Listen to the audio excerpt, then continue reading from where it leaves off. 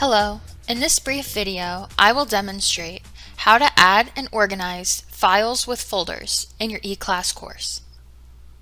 A folder will be the main place where you can store a bunch of files so that they are stored in one place for students to access. To begin, first navigate to Edit Mode in the upper right corner of your screen and turn this on. Next, scroll to the bottom of the given module and click Add an Activity or Resource. From the menu that appears, select Folder. On the following page, start by giving your folder a unique name.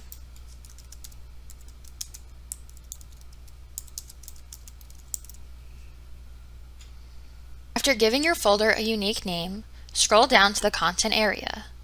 Here is where you will be able to upload the files directly from your computer. Once the files have uploaded, you can also choose how you would like the folder to be displayed, either on a separate page, as it is currently set, or inline on a course page.